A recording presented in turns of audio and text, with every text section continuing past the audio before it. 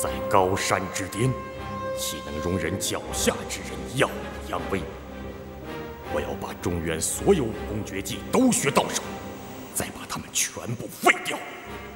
那就先从大理国开始吧。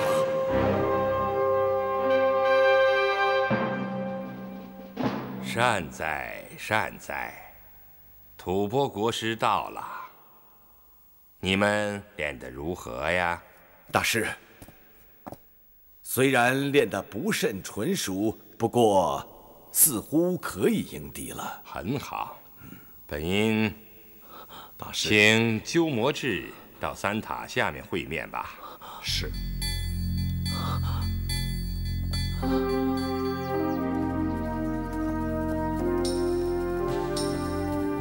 请。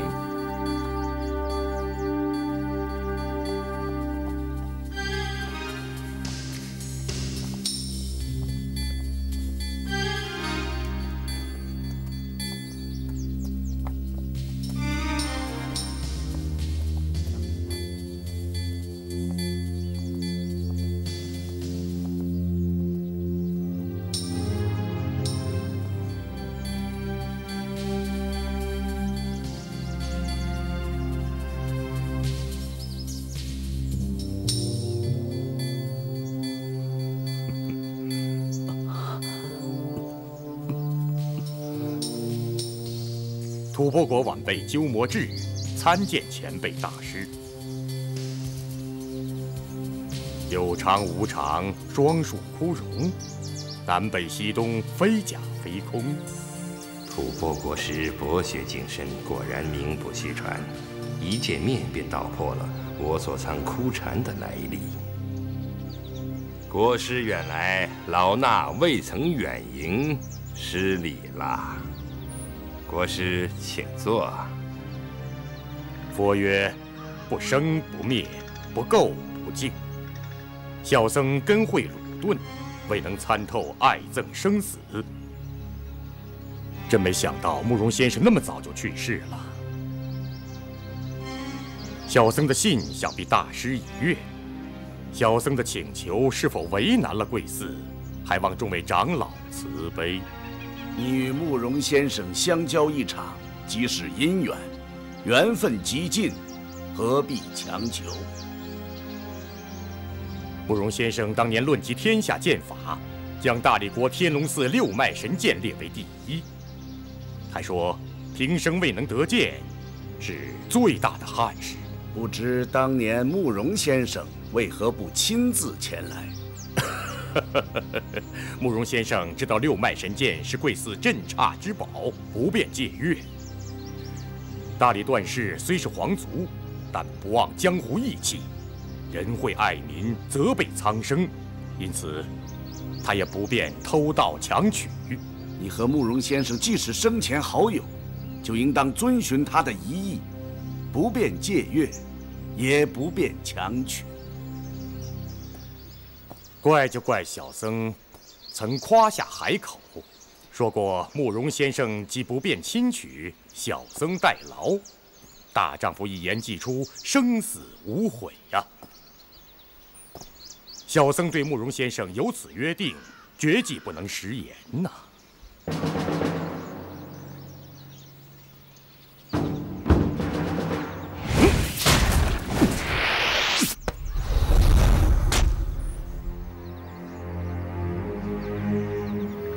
国师心念故友，尘缘不尽，岂不愧称高僧二字？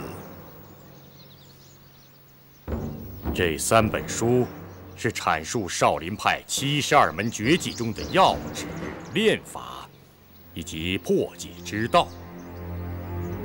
当年慕容先生将此3卷奇书赐赠于我，现今我愿拿这3卷奇书与贵寺交换六脉神剑宝经。如果众位大师答应，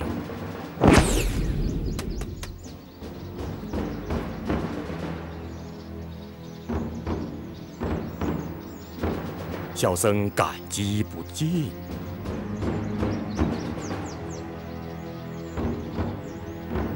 贵寺赐予宝经之时，尽可自留副本。小僧拜领宝经之后，立即供封，绝不偷看，亲自送至慕容先生墓前焚化。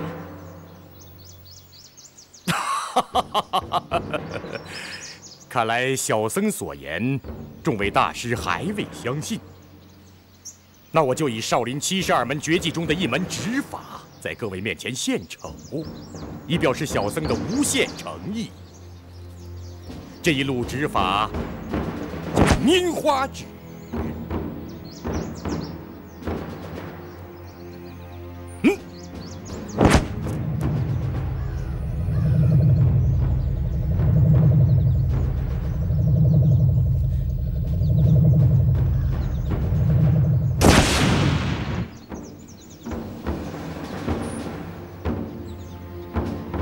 凭我们的功力，以阳指虚点破衣穿孔，不是难事。但出指如此轻柔，谈笑间施展神功，却非我所能。献丑了！小僧的拈花指指力，比起少林寺玄技大师来，差得远了。比起大理段氏的六脉神剑，更是望尘莫及呀！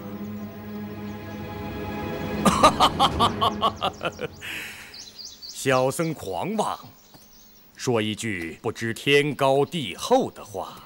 这六脉神剑的剑法，真如慕容先生所说的那么精奥，只怕贵寺虽有图谱，却也无人能练成。如有人练成，那这一路剑法，便也未必如慕容先生所说的那么精妙。国师的意思是，敝寺的六脉神剑剑经，徒有虚名，不切实用。我们就用六脉神剑领教国师几招。好！诸位高僧肯显示神剑绝艺，令小僧大开眼界，深感荣幸。国师用何兵刃？请取出来吧。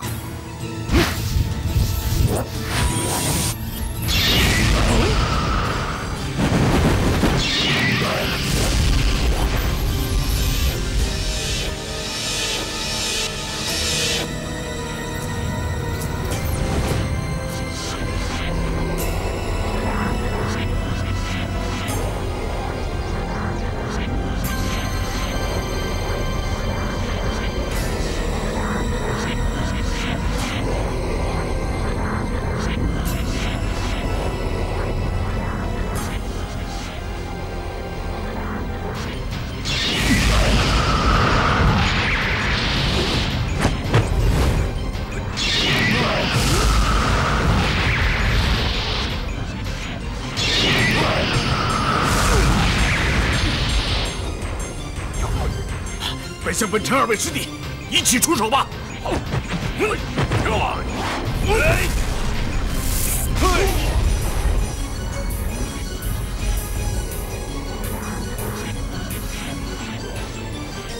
只学一图，学完再还。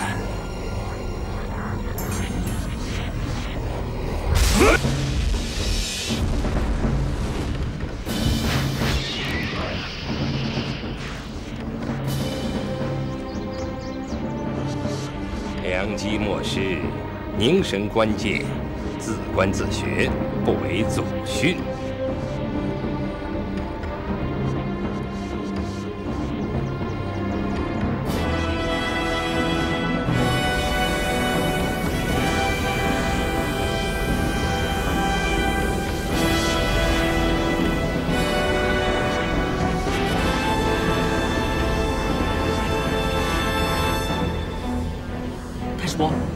碧烟姑过来了。少相见。哦哦。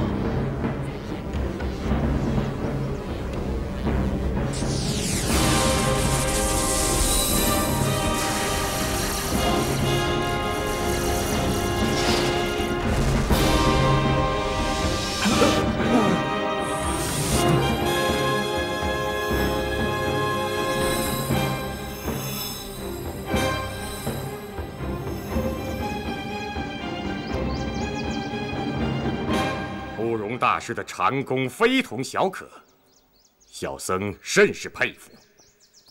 不过这六脉神剑嘛，果然只是徒具虚名而已。如何徒具虚名，倒要请教。当年慕容先生所亲仰的是六脉神剑的剑法，并不是六脉神剑的剑阵。天龙寺这一座剑阵固然威力甚大，但充其量也只是和少林寺的罗汉棍阵、昆仑派的混沌剑阵不相伯仲而已，似乎算不得是天下无双的剑法。剑法也罢，剑阵也罢，刚才比刀论剑，是你赢了，还是我们天龙寺赢了？啊！这第一仗嘛，贵寺稍占上风；第二阵嘛，小僧似乎已有胜算。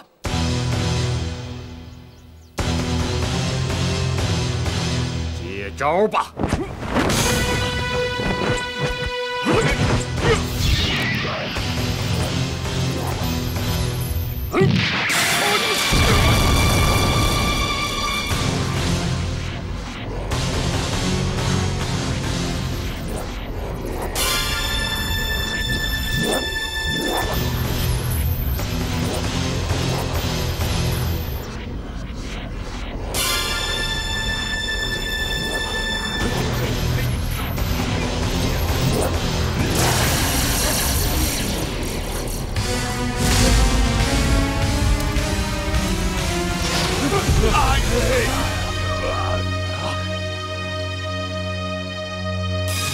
阿弥陀佛！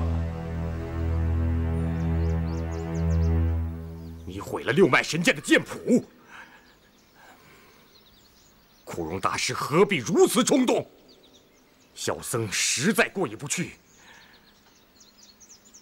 好在这套六脉神剑，没有人可以练成的，所以毁与不毁，没有什么分别。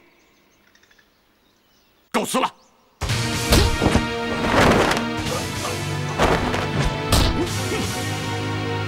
我土拨国主久仰保定帝风范，急于一见，请尊驾屈就，赴吐蕃国一叙。他从前是保定帝，现在以避位为僧，法名本臣。本臣既然吐蕃国国主要见你，去也好。是。快放开我伯父！你是谁？你别问我是谁，先放开我伯父再说。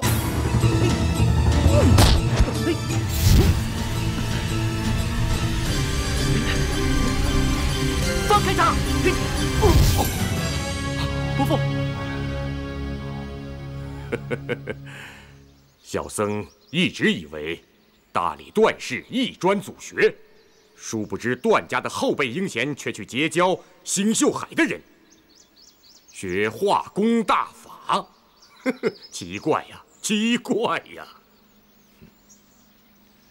久仰吐蕃国师睿智过人，见识非凡。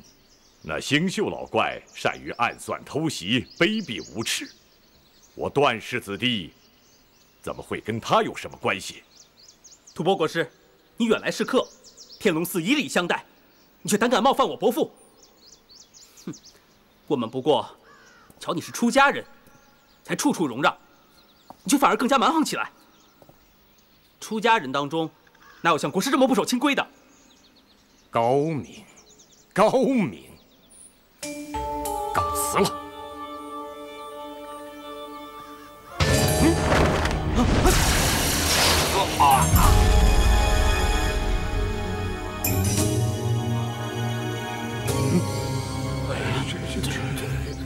六脉神剑。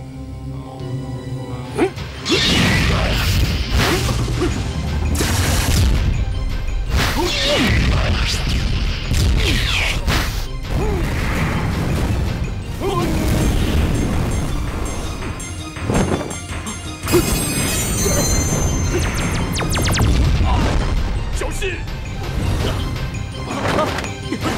伯父，伯父！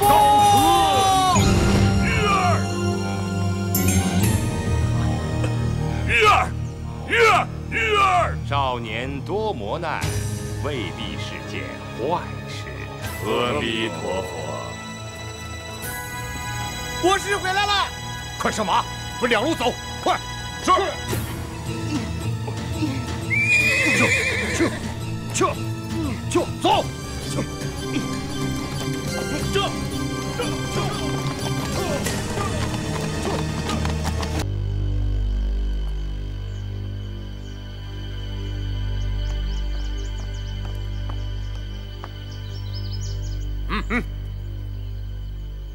阿弥陀佛。大师，本寺今日有要事，不招待外人，请大师恕罪。敢问两位师傅，这座宝刹叫什么名字啊？大师是初到中原吧，竟不知道本寺的名号。不过大师应该听说过少林寺吧？哦，原来这就是少林寺啊！两位师傅，告诉你们一件小事。什么事？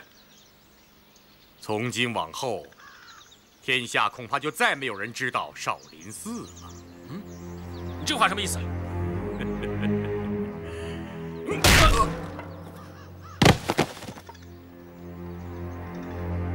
少林寺，哼！今日之后，中原武林就再没有人知道这块招牌了。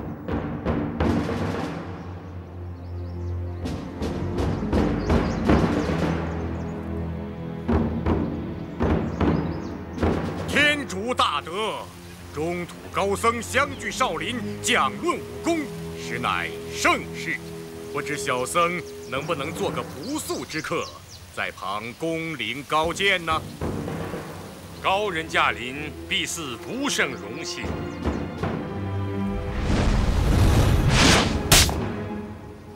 吐蕃山僧鸠摩智参见少林寺方丈。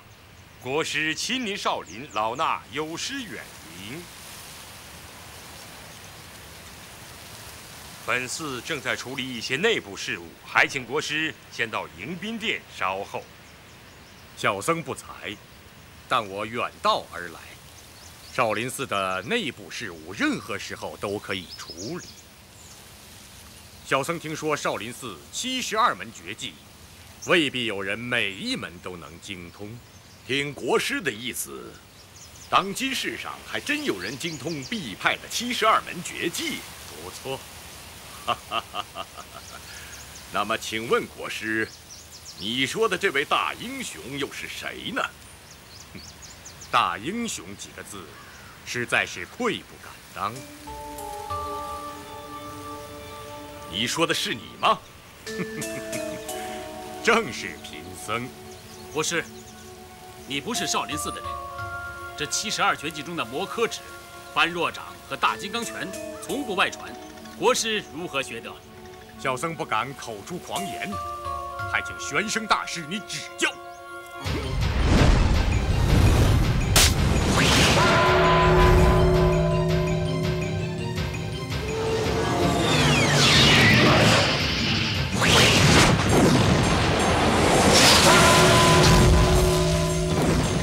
大金刚拳法。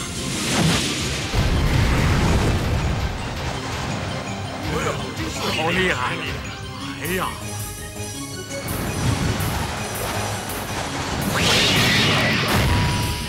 般若掌，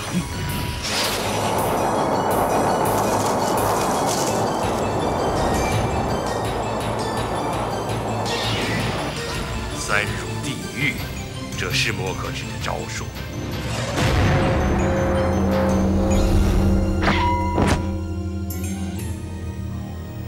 这不是少林72绝技，这是逍遥派的小无相功。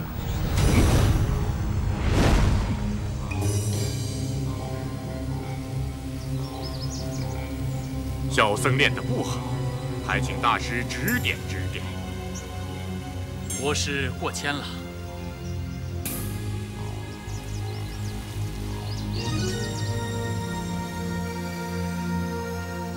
阿弥陀佛。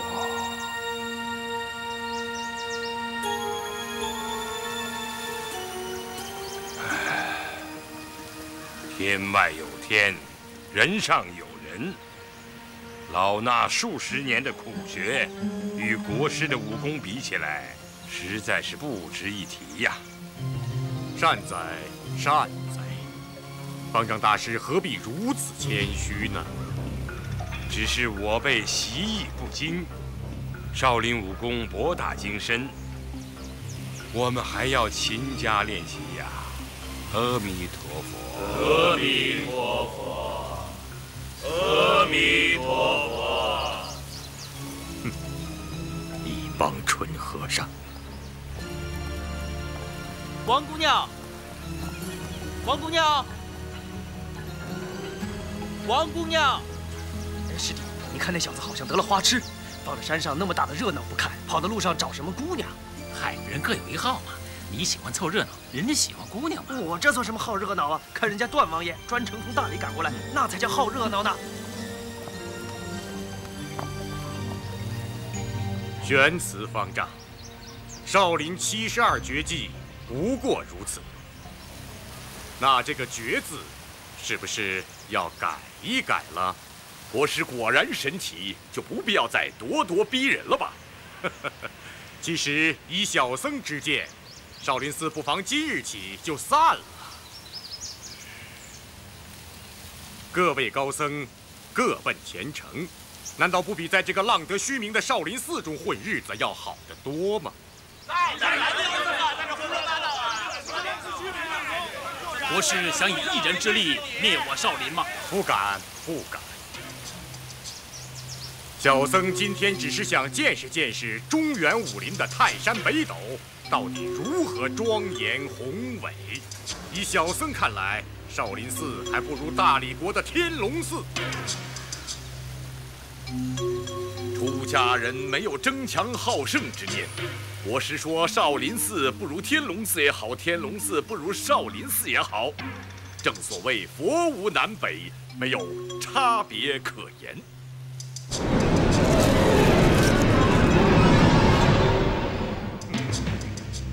九牧玄技大师的拈花指练得出神入化，今日有幸得见，是小僧的福分。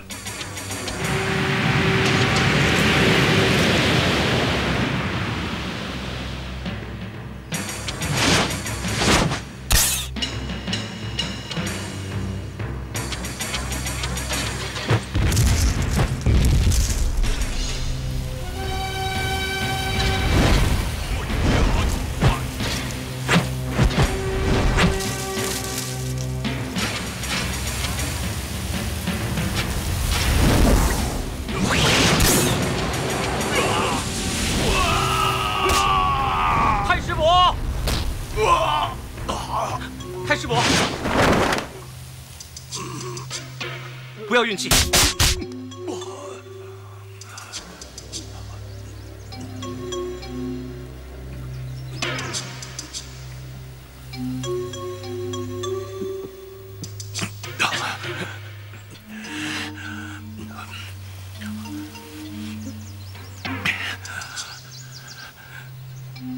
国师的拈花指功如此了得，老衲佩服了。太师伯，他使的不是拈花指，也不是佛门武功。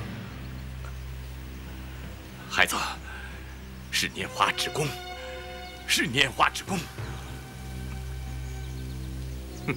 小和尚，你说拈花指不是佛门武学，那少林绝技都是什么？我玄寂太师伯使的拈花指自然是佛门武功，你使的那个不是。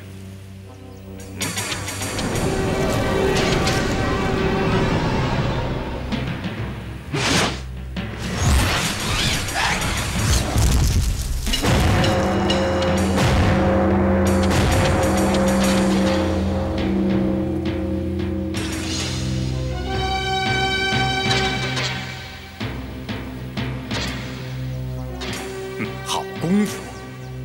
你来接我一招般若掌。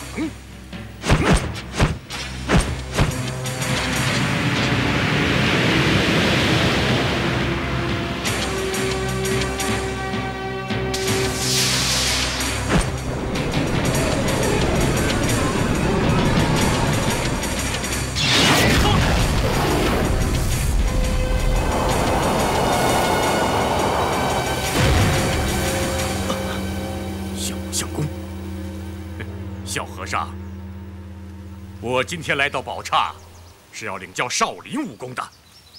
小僧资质愚钝，少林功夫只学了一套罗汉拳，一套围陀掌，都是少林的入门功夫。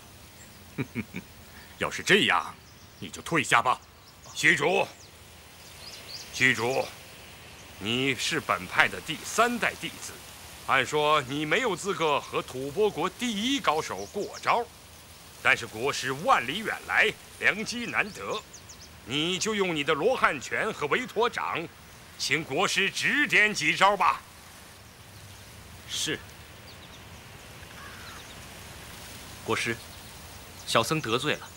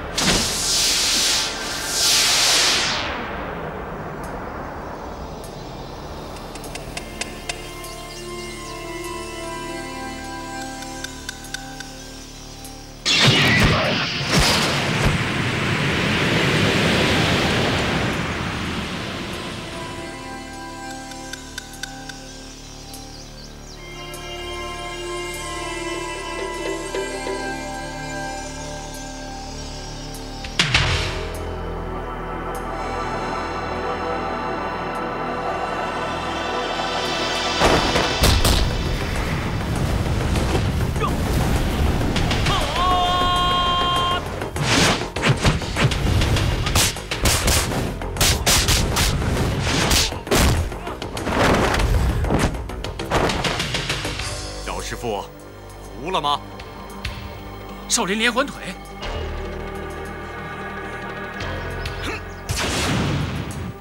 好内力。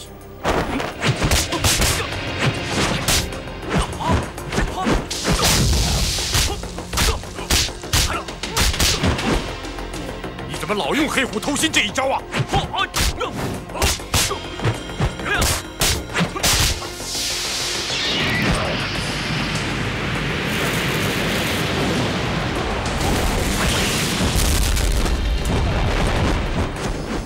燃木刀法，他真会这么多少林绝技啊！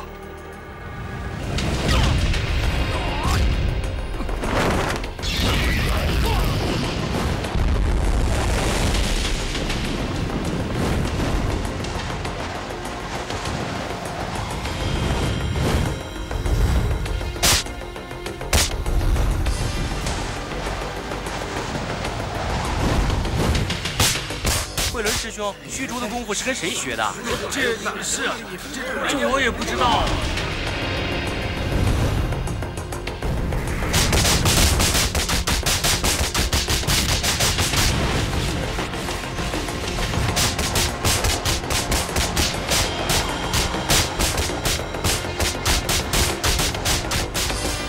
如影随形腿。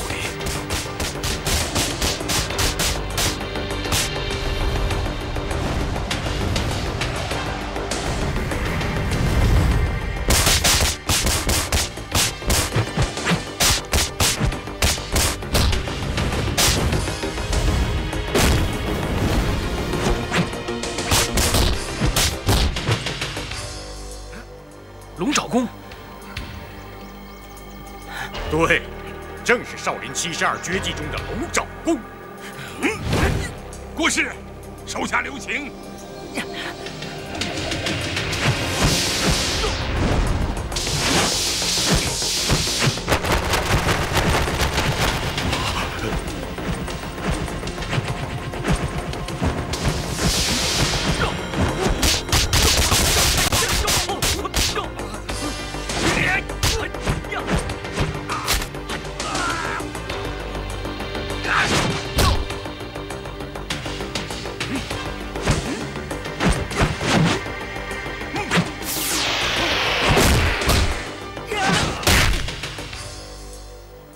如此身份，还斗不过少林寺一个小辈，竟暗体偷袭，实在不成体统。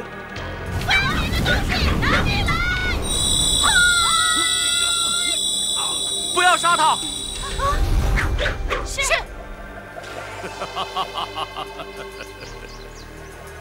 少林寺以多打少也就算了，怎么还藏有女色？100年圣域，原来如此。今天我可是领教了。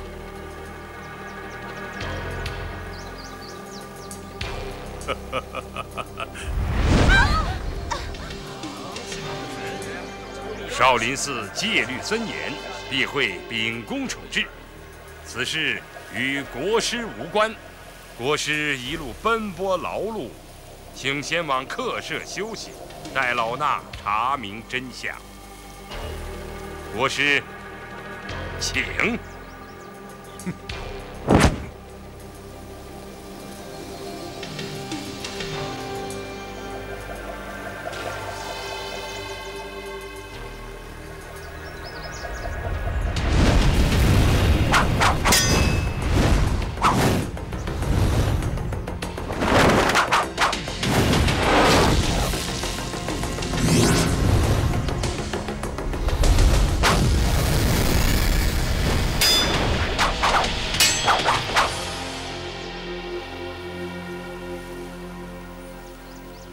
虚竹擅犯杀、淫、昏、酒4大戒律，罚当众重打100棍。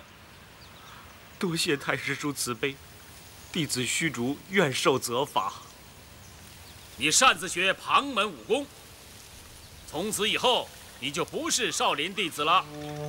弟子死不足惜，敢请太师叔不要逐我出寺。你既为逍遥派的掌门，又为缥缈峰灵鹫宫的主人，应当出寺还俗，不能再做佛门弟子。少林寺对弟子恩义深重，弟子不孝，有负众位教诲。众位师傅的教诲，弟子永生不忘。慧伦，弟子在。你身为虚竹的授业师傅，没有好好教诲，责无旁贷，罚你受杖30棍。弟子知错，愿受责罚。太师说，弟子愿代师傅领受30杖责。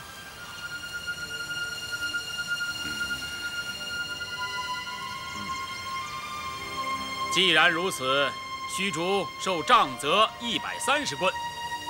虚竹现在还是少林寺的僧人，出寺之后，你就是逍遥派的掌门，灵鹫宫的主人，与本寺再无瓜葛。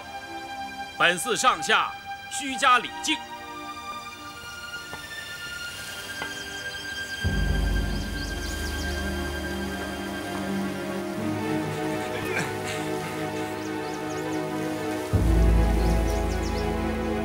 皇上，皇上，启禀皇上，江湖各路英雄几大帮派前来拜山。走，看看去。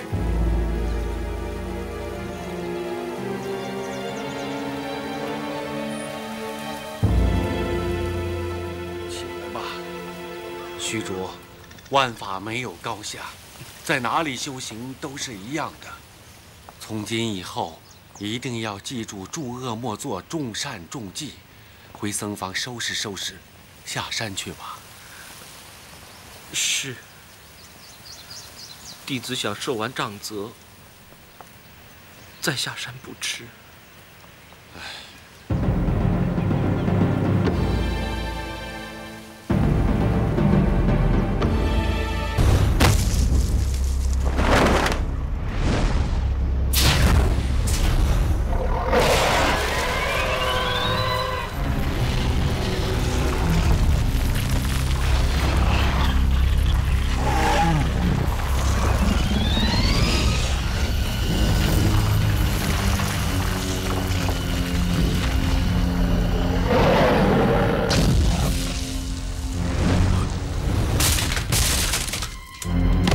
谁？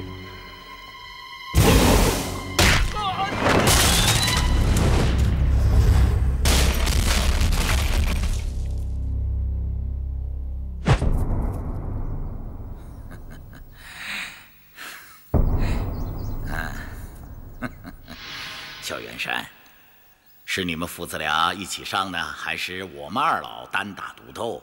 拼个死活呀！哼哼，你我之间深仇大恨，不死不解，这不是较量武艺高下，所以自然是我父子联手齐上，定取你性命。阿弥陀佛。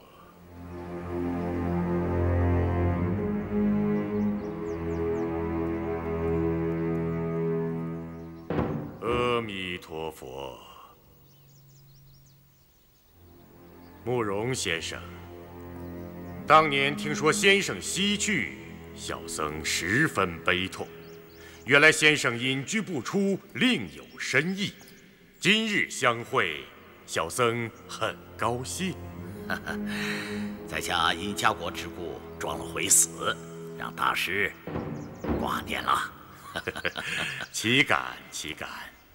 那年小僧与先生讲武论剑，得蒙先生指点，又承先生以少林寺72绝技要旨相赠，小僧铭感于心。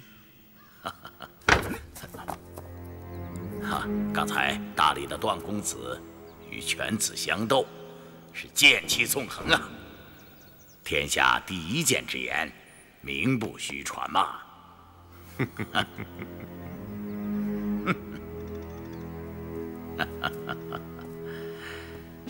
这萧氏父子是欲杀我而甘心，大师，你怎么看？我们是知己好友，我怎么能袖手旁观？今日之事，不判生死，誓不罢休。哼，接招吧！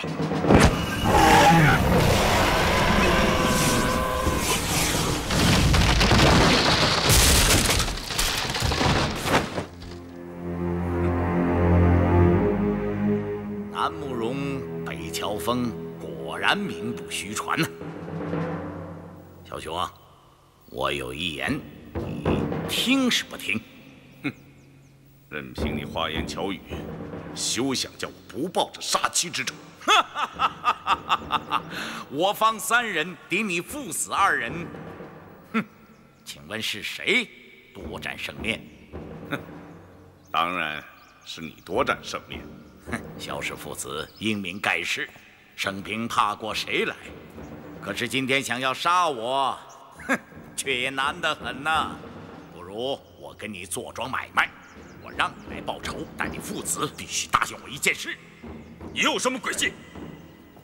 只需你父子答应了这件事，便可上前杀我报仇，在下束手待毙，绝不抗拒。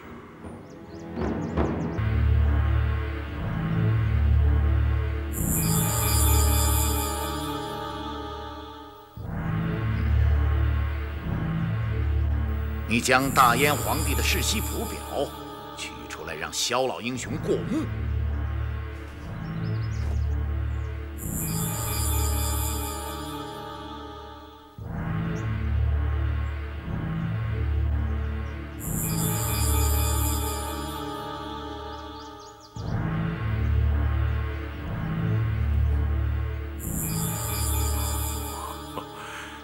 原来慕容先生乃是大燕国王孙呐！哦，失敬失敬。唉，亡国遗民，保住命，已经是不幸中的大幸了。只是历代祖宗的遗训，要兴复江山，我慕容博无能啊！江湖上奔波了半世，始终是一无所成啊！萧兄，你说我鲜卑慕容氏，意图光复故国，这该是不该？成则为王，败则为寇，没什么该不该的。萧兄直言极是，慕容氏若要兴复燕国，须得有机可乘啊！我慕容氏人丁单薄，势力微弱，重建邦国，当真谈何容易啊！唯一的机缘便是天下大乱，四下征战不休啊！哈！原来你捏造音讯，挑拨是非，是想使宋辽生信，大战一场。正是，倘若宋辽之间战争复起，我燕国便可以乘机而动。不错，倘若宋朝既有外患，又生内乱，不但慕容先生复国有望，我吐蕃国也能分一杯羹啊！哼！令郎官居辽国南院大王，手握兵符。倘若挥军南下，占尽黄河以北土地，进可以自立成王，退以长保富贵。那时顺手将中原的群豪聚而歼之，如杀蝼蚁，被丐帮逐出的一口恶气，不也一吐为快吗？哼！你想让我儿为你尽力，你好浑水摸鱼，让你兴复燕国的野心得逞。不错，我慕容氏可见一支义旗，兵发山东，为你大辽呼应。同时，山东、吐蕃、西夏、大理三国一时并起，咱们五国瓜分了大宋，亦非难事啊！我燕国不敢取大辽1尺1寸的土地，此事对大辽是大大的有利啊！小兄，你何乐而不为啊？小兄，只要你依了在下的倡议，立即取了在下的性命，替夫人报仇，在下绝不抗拒。慕容老先生，倘若慕容先生甘心就死，那慕容氏大业则更加难成。先生这不是死得轻于鸿毛了吗？大师，此言差矣啊！哦。小兄啊，你隐居江湖数十年，侠踪少现人间，可是萧大侠却英名播于天下，一言九鼎啊！萧大侠为了一个无亲无故的少女，尚肯冒险入聚贤庄求医，所以老朽希望我们能够联手抗宋。在下已筹算许久，这正是千载难逢的好机会呀！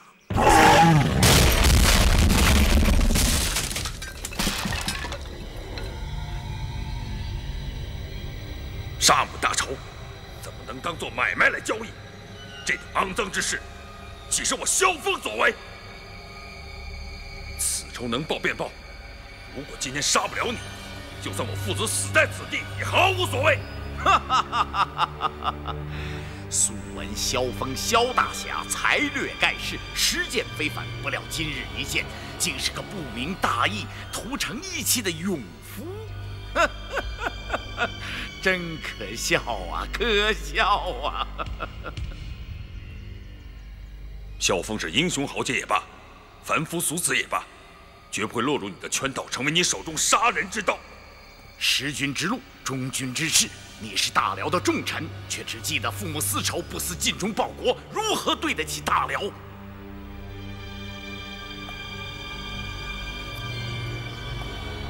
你见过边关上宋辽相互仇杀的惨状吗？你见过宋人、辽人妻子离散、家破人亡的情景吗？宋辽之间好容易罢兵数十年，倘若刀兵再起，宋辽铁骑侵入南朝，将会有多少宋人惨遭横死，又会有多少辽人死于非命？我们打了一个血流成河、尸骨如山，却让你慕容氏伺机兴复燕国。我萧峰对大辽精忠报国，是在保土安民，绝不是为了杀人取地、建功立业。善哉善哉！萧大侠宅心仁厚，如此以天下苍生为念，真是菩萨心肠。看这边，有没有？有没有？没有。那边看，那边看看。没有啊？怎么样？有没有？那边有。走，跑，那边看看，走。你躲在这里多久了？施主是问我躲在这里有多久了？不错，问的就是你。我也记不清楚了，不知是42年，还是43年。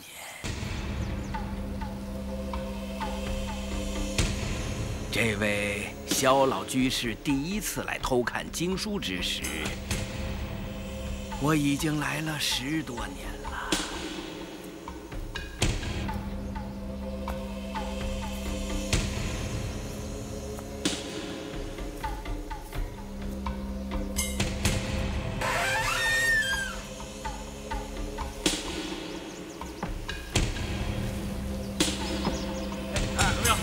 找到没有？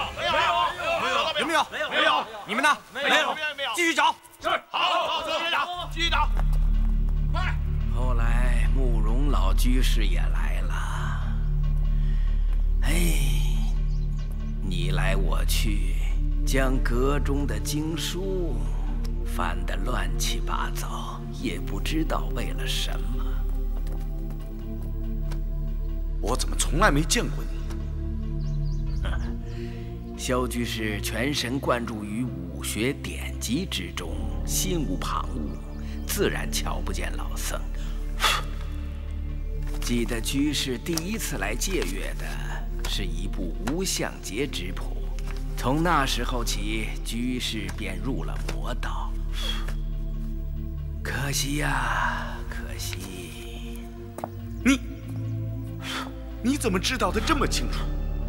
萧居士第2次来偷阅的是一部般若掌法，当时老僧就暗自叹息，知道居士由此入魔，越陷越深，心中不忍，便在居士惯常取书之处放了一部《法华经》和一部《杂阿含经》，只盼居士能借了去研习参悟。不料居士沉迷于武功，与正宗佛法却置之不理，将这2部经书撇在一旁，找到了一部伏魔杖法，欢喜的去了。唉，沉迷于苦海，不知何时方能自拔。慕容居士是鲜卑族人，但侨居江南已数代了。老僧本以为你已经沾到一些南朝的文采风流，却不料你来到藏经阁中，将我祖师的威严法语、历代高僧的语录心得一概弃如敝履，挑到了一本拈花指法，便如获至宝。昔人买椟还珠，已一笑千载。2位居士乃当世高人，却也作此愚行。于人于己都是有害无益。慕容老居士比起萧老居士更加贪得无厌。萧老居士研习的不过是少林派的现有武学，而慕容老居士却将少林派的72绝技一一囊括了去，并且抄录了副本，这才重履藏经阁，归还原书。想来这些年之中，居士尽心竭力，意图融会贯通这72绝技，说不定已将其传授给令郎慕容复了。慕容复尚年幼，功力不足，无法研习少林寺72绝技。你是将它传给一位吐蕃国师了。鸠摩智，你错了，全然错了，次序颠倒，已大难临头了。哼，什么次序颠倒，大难临头啊？老僧之语是危言耸听吗？不是危言耸听，国师，请你将那部《易筋经》还给我吧。易筋经？什么易筋经？老僧的话，叫人越来越难明白了。本派武功传自达摩老祖，佛门弟子学武，乃在强身健体、护法伏魔。修习任何武功之时，总需心存慈悲之念。倘若不以佛学为基，则练武之时必定伤及自身。吐蕃国师虽是我佛门弟子，精研佛法，但如果不以慈悲为怀，终究不能消除练习这些上乘武功之时所沾染的戾气。本寺72门绝技，每一项绝技都能伤人要害，取人性命，凌厉狠辣，所以需以相应的慈悲佛法为之化解。只有佛法越高，慈悲之念越盛，所练之武功才能越高。但修炼到如此高境界的高僧们，却又不屑于去多学那些厉害的杀人法门了。阿弥陀佛。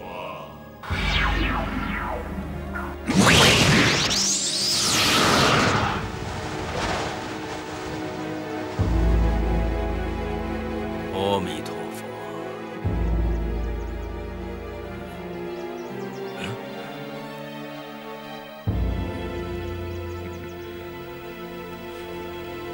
国师用的是逍遥派的小无相功吧？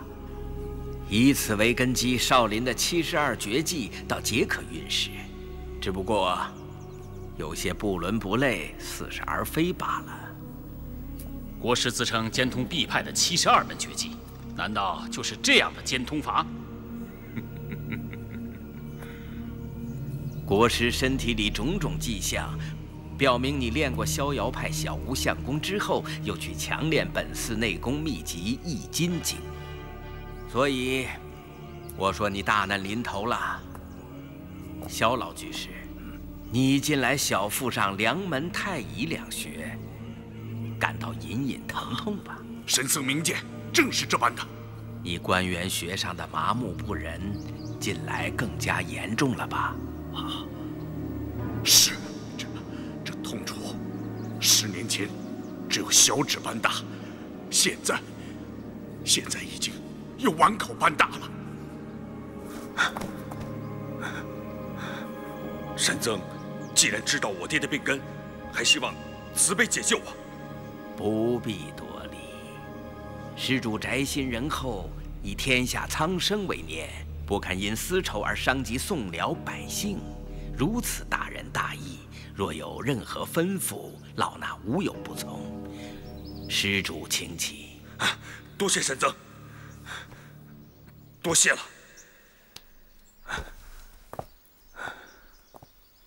啊，萧老施主过去杀人甚多，颇伤无辜啊。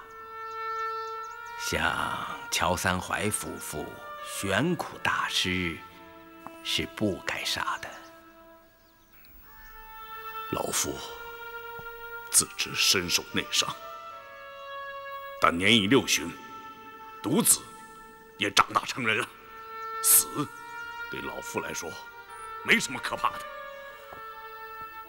但神僧要老夫认罪悔过，却万万不能。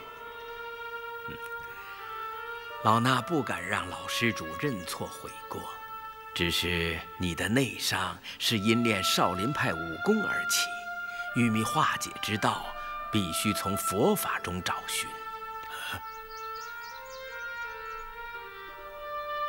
慕容老施主视死如归，老衲本不该多说。但如果我为你指点迷津，令老施主免除了杨白、连拳、风府3处穴道上每日3次的剧痛之苦，你愿意吗？青山不改，绿水长流。2位要找我父子报仇，我们在姑苏燕子坞参合山庄恭候大驾。父亲，咱们走。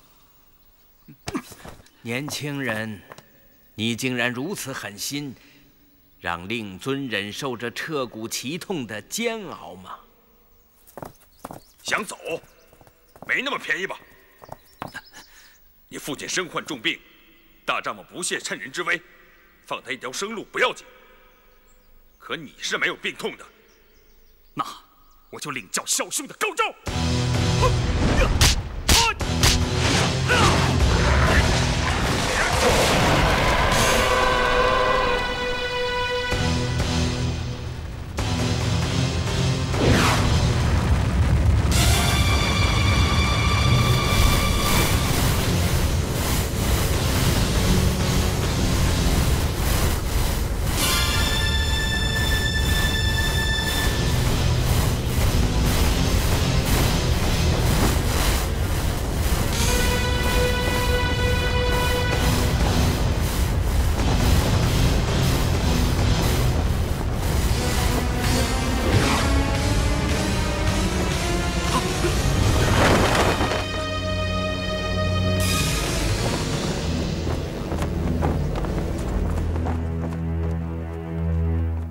阿弥陀佛，佛门善地，两位施主不可妄动。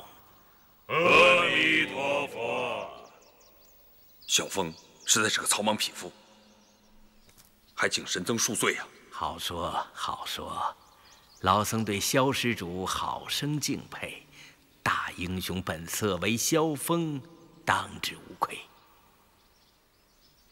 家父犯下杀人罪孽，都是因在下而引起的。恳求神僧治疗家父身上之伤，所有罪责都由在下自己领受，万死不辞。老衲已经说过，要化解萧老施主的内伤，需从佛法中寻求。佛由心生，佛即是觉悟。旁人只能指点，却不能代劳。我想问萧老施主一句话：如果你有治病的能耐，那慕容老施主的内伤，你肯不肯替他医治？我让我替慕容老匹夫治病，你嘴里放干净些。慕容老匹夫杀了我的爱妻，毁了我的一生，我恨不得将他千刀万剐，剁成肉酱。你不见到慕容老施主死于非命，便难消心头大恨吗？正是。30年来，老夫日思夜想的，便是报这一桩血海深仇。好，那也容易。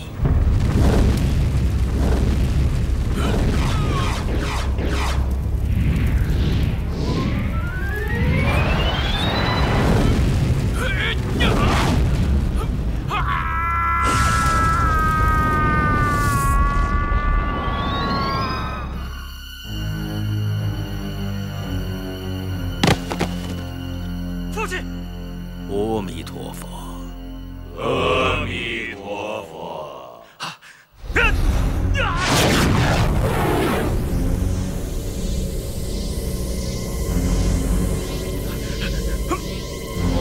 弥陀佛。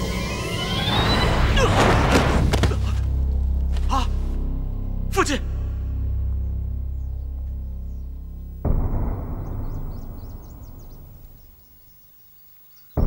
萧老施主，慕容老施主已经死了，你心中的仇恨可以平了吧？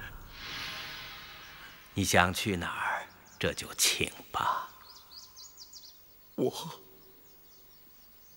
我去哪儿啊？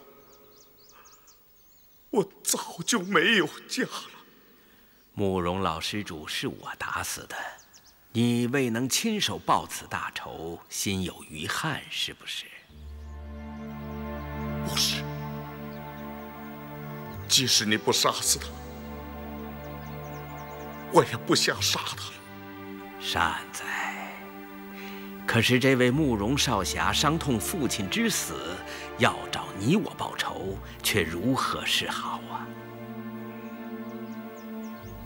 神僧是代老夫出手杀死他的。慕容少侠要为父报仇，让他前来杀我吧。凤儿，你回大辽去吧，咱们的事情办完了，路走到尽头了。慕容少侠，如果打死了你，萧大侠定会杀慕容少侠为你报仇。如此冤冤相报，何时方了？不如天下的罪孽都归我吧。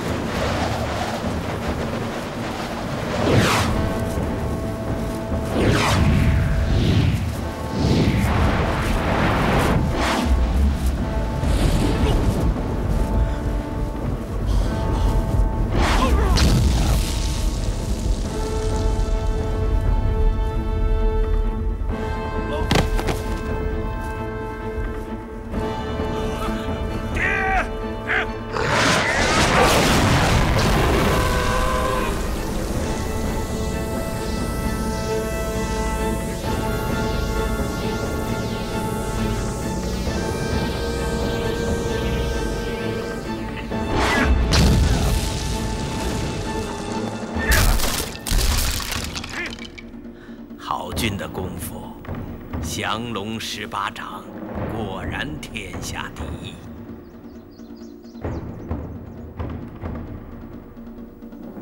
是时候了，该走了。干什么？留下！走。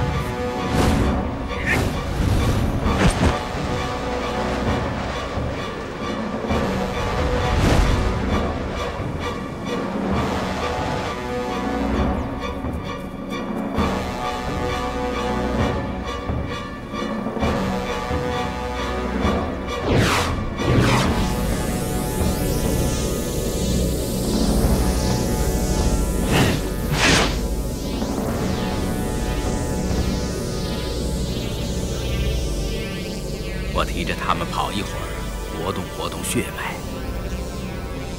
我爹没死，你是说再给他治伤？他们内伤太重，须得让他们做归西之眠，再图解救。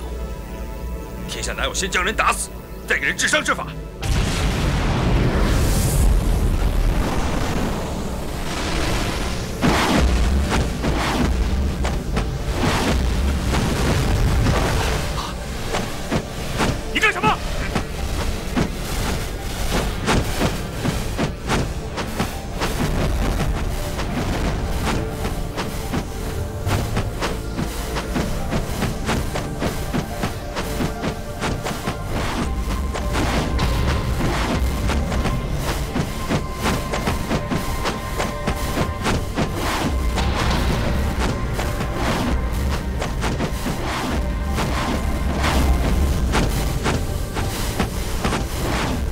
手互握，内息相应，以阴济阳，以阳化阴。王霸雄图，血海深恨，尽归尘土，消于无形。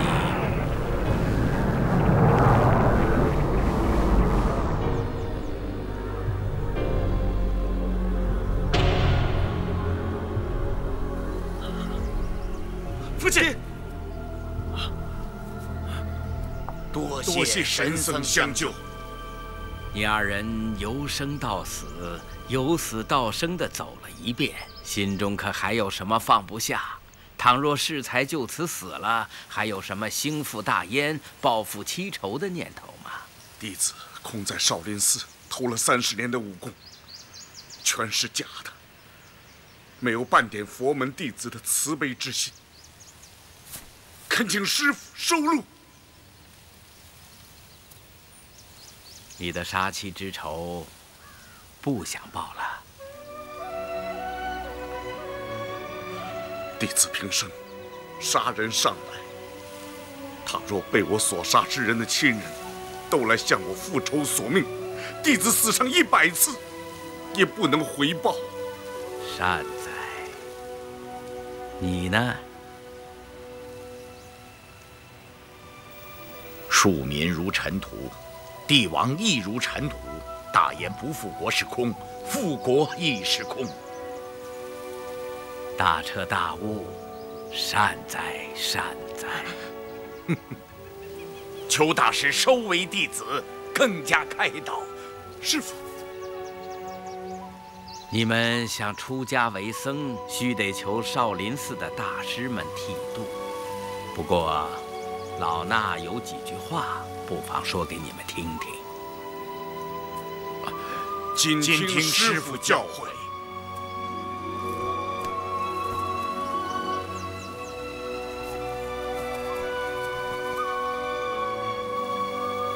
面门出入，应物随情，自在无碍，所作皆成。了本实心，实心见佛，是心是佛，是佛是心。念念佛心，佛心念佛。欲得早成，戒心自律，静虑静心，心即是佛。除此心王，更无别。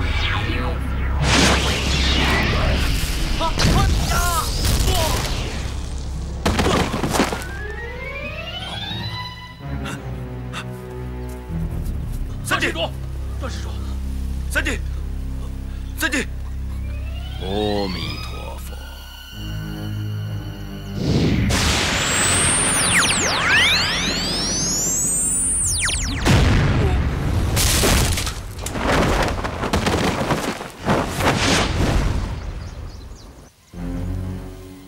阿弥陀佛。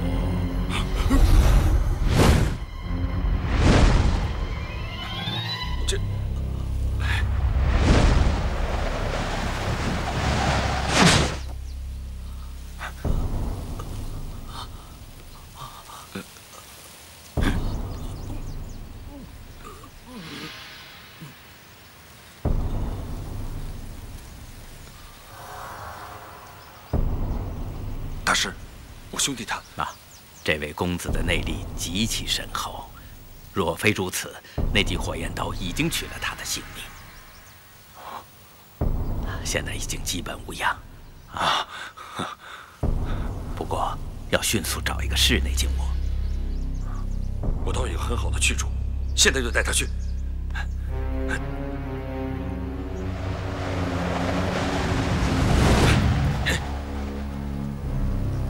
弟子愿意皈依三宝，拜在师父门下，在少林寺出家。阿弥陀佛。善哉善哉。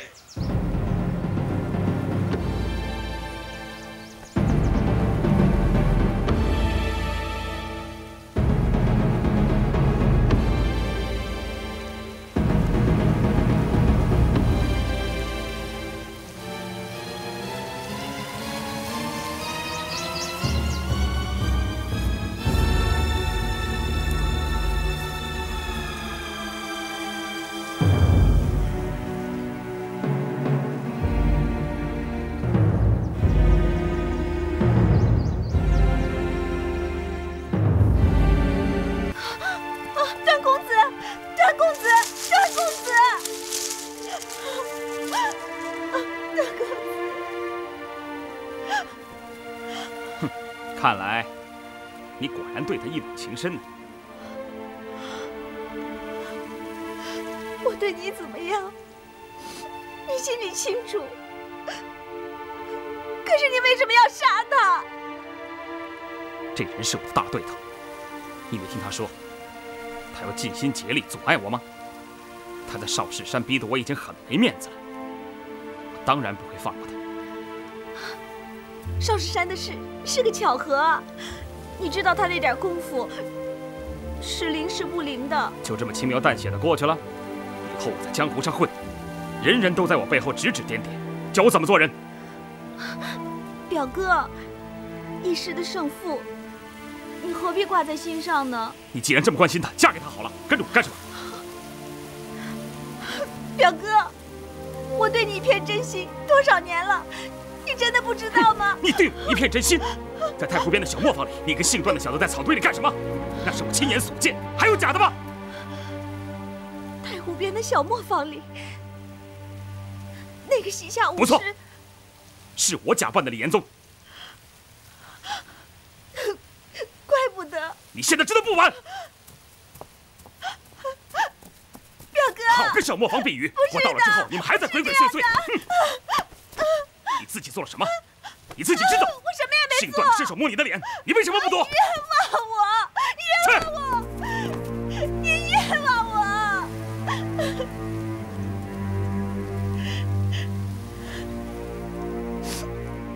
表哥，我祝你如愿以偿，娶西夏公主，再做大燕皇帝。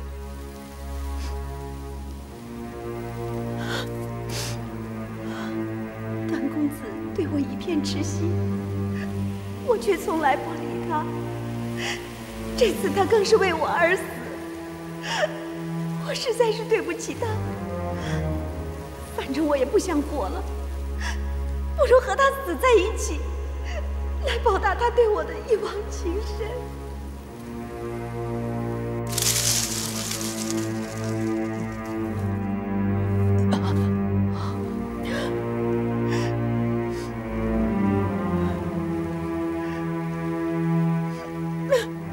段公子，我和你死在一起。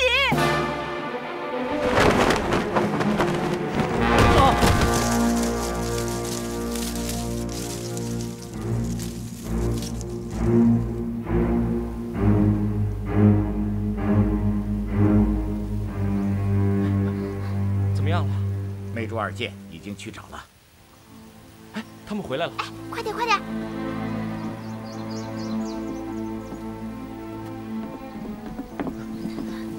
怎么样？主人，四处都找遍了，也没见到段公子。这公子到底去哪儿了？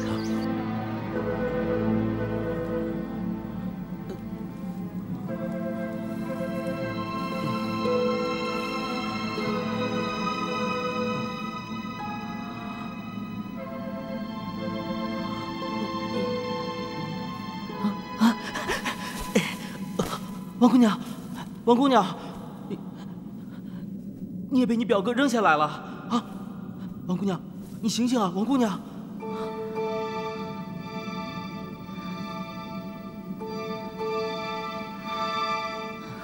段公子，我是真的和你死在一起了吗？我们还没有死啊，我们还活着呢。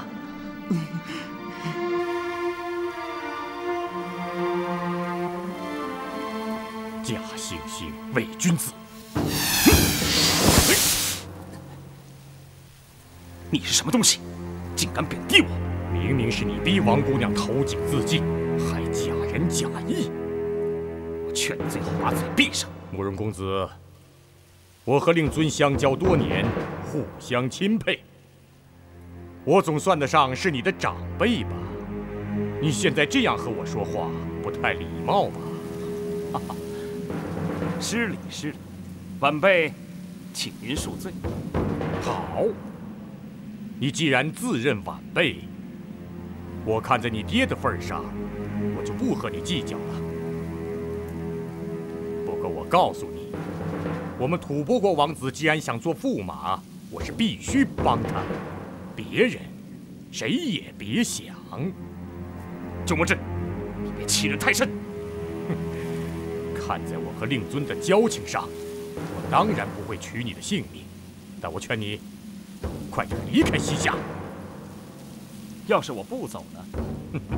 你要是不走，那就是敬酒不吃吃罚酒了。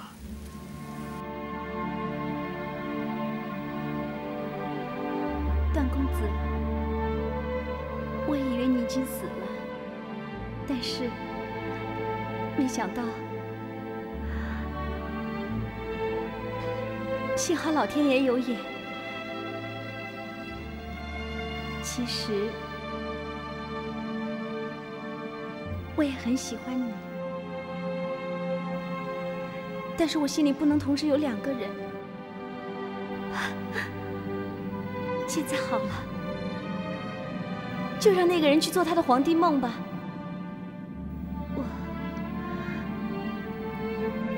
我终于解脱了。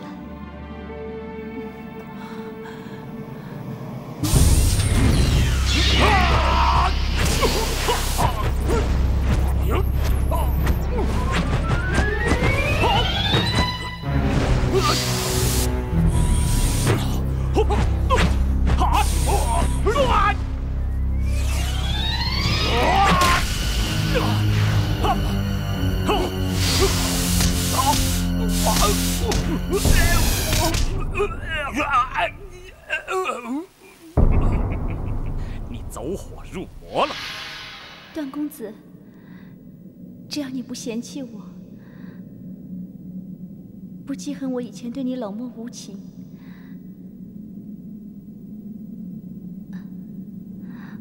我愿意一辈子跟着你，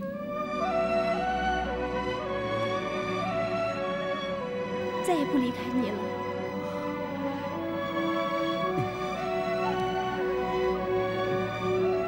那你表哥怎么办呢？你一直不是都很喜欢你表哥的吗？可他从来没有把我放在心上，到现在我才知道，谁是真的爱我，谁会把我看得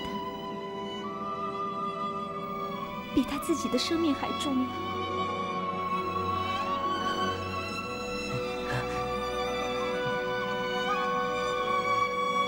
你是说我吗？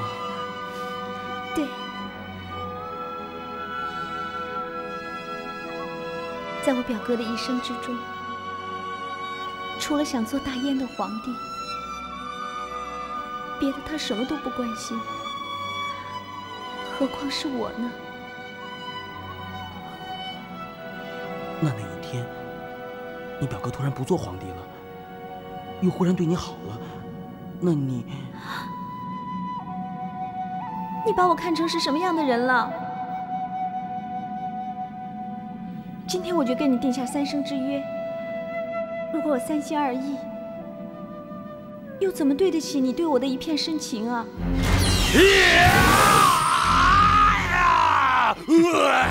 都是你爹害的我！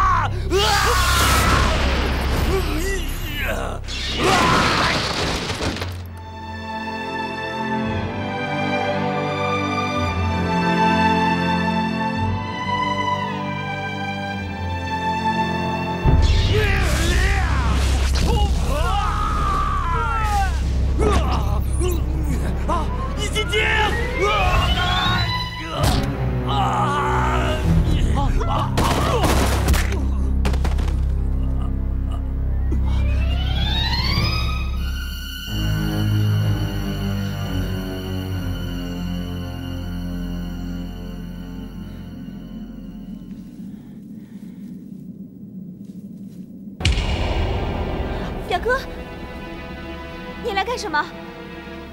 我现在已经是段公子的人了，如果你要杀他，就连我一块杀了好了。不，你要杀就杀我好了。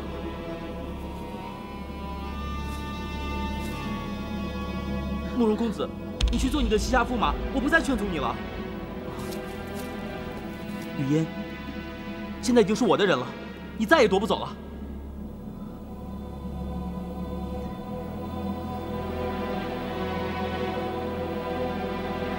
段郎，不论是生是死，我都跟随着你。表妹，你嫁了段公子，咱们就是一家人了。段公子就会是我的表妹夫，我怎么会害他呢？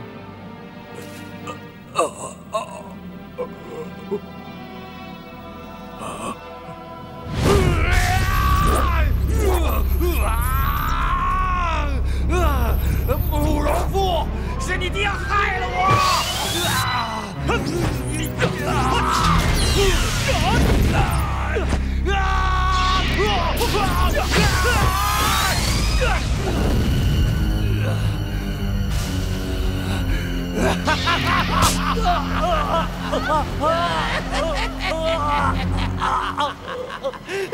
段郎，段郎，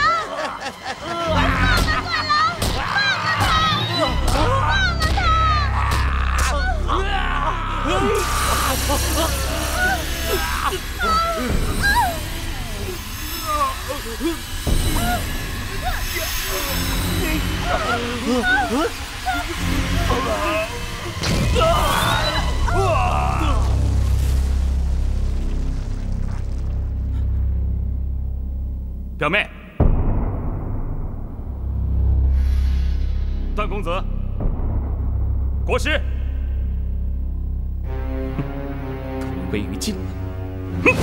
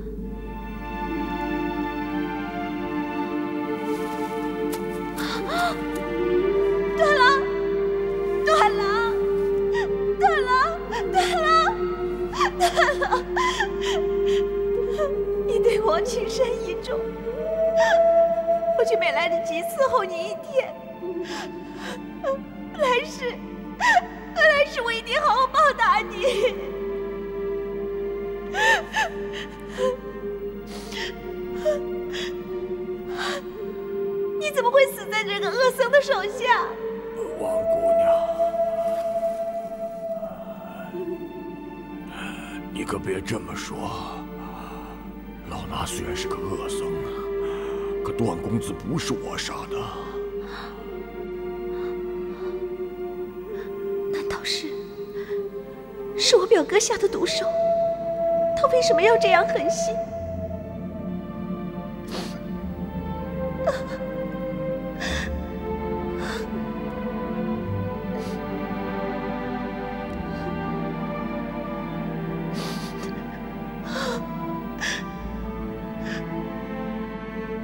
还不如让我也死了，也不会像现在这样揪心。哎！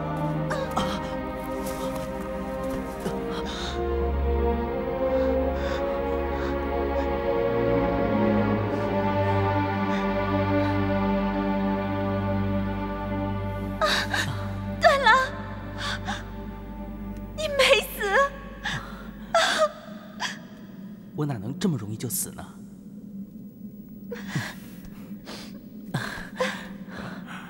段公子，我错练少林72绝技，走火入魔。要不是你吸取我的内力，老衲这会儿肯定已经命丧黄泉了。我一定要拜谢你的救命之恩。哎，大师，你又何必谦虚呢？我有什么本事救得了你的性命呢？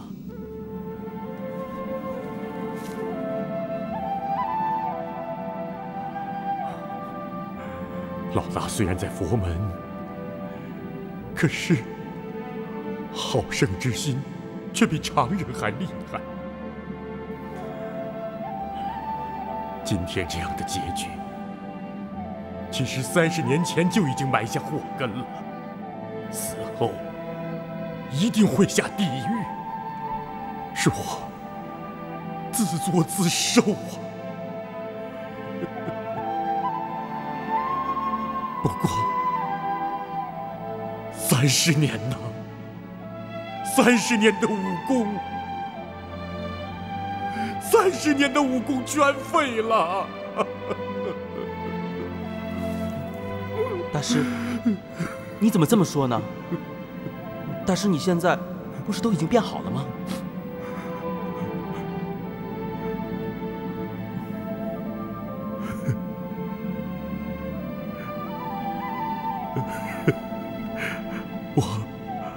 我今天的武功全是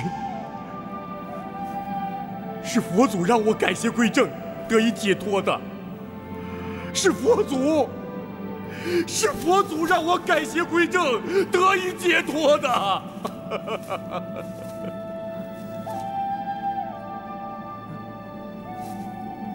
慕容公子呢？对呀，表哥呢？我倒全忘了。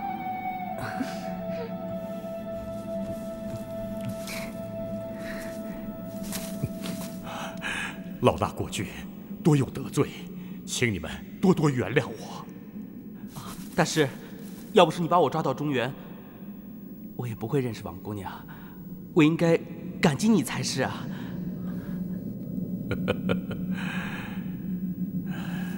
这是你和王姑娘的缘分所致，和我无关。老衲今日一去，和你们就天各一方了。段公子，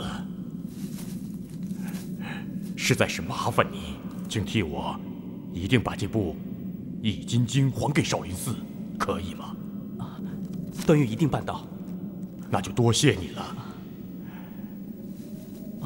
你要去哪里啊？要去我该去的地方。可是贵国王子要向西夏公主求婚，大师难道不去？段公子，我已经是世外贤人了，凡俗事务管不了了。老衲今后居无定所，随遇而安，心安乐处，便是身安乐处。祝你们白头偕老。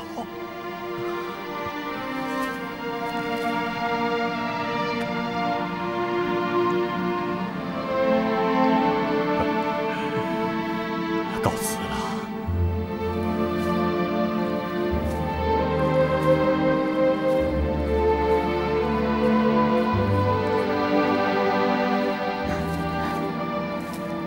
我们走吧。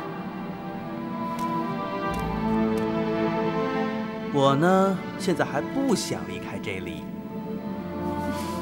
好，如果你不想走，我就在这儿陪着你。